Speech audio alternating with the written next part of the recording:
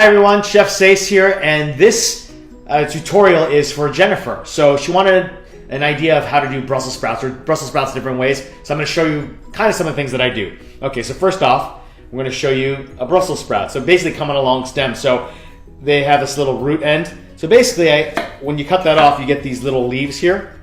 And so we'll show you these little leaves, and you discard that part. But then you get these little leaves. And then after you take the little leaves off, they're these. You get that kind of this base end. So part of it too is in the way you cook it as well, but also how you cut it. So I did these shaved ones. So we'll start shaved first, and then I use like a mandolin is what they call these ones. Something simple as that. The Japanese ones are fine. The plastic ones or the large French ones. Knife would take you a little longer. So with this, you can do this raw, and you can make like a slaw. So with this slaw, I've added some. I didn't do a mayonnaise, which you can do a mayonnaise base. I just did a vinegar, olive oil, salt, pepper, a little bit of honey, dried cranberries, and nut kind of slaw.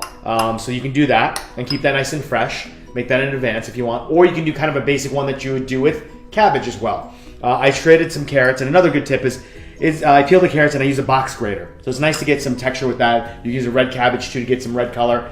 You always want a little bit of that same flavor range, but with some color added in, but a box grater is great. Okay, another way is I've quartered these and roasted these in a pan. I started these off in the on the stove, olive oil, and just got them nice and crispy, 350-degree oven. That takes care of cooking them all the way through, but also you want that nice textural crispness. Also, on the pan, you can use these shredded ones and put them in the pan and caramelize them nicely so you get that nice kind of look.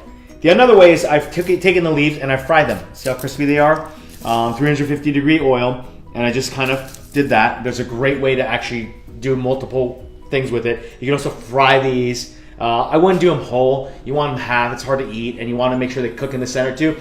Because for me, the Brussels sprout, if it's too raw, it's too crunchy, it's not so good.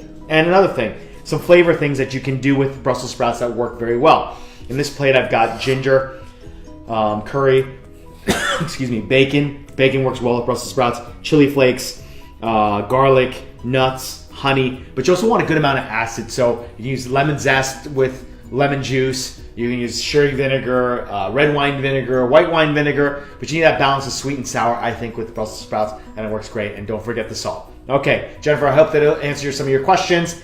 Enjoy.